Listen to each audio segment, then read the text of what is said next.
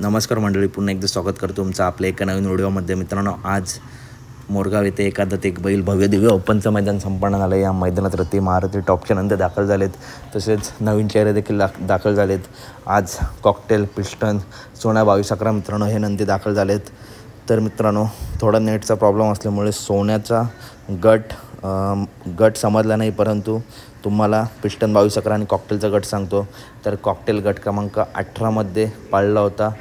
गट क्रमांक 1 सेमी क्रमांक 1मधून तास क्रमांक 4वरून कॉकटेल आपला पळताना दिसणार आहे. पुन्हा एकदा सांगतो, सेमी 1 तास 4वरून आपलं कॉकटेल पळताना दिसणार आहे. तर पिस्टनचा सेमी कुठला, तर सर्वात शेवटला मित्रांनो चिठ्ठी निघाली.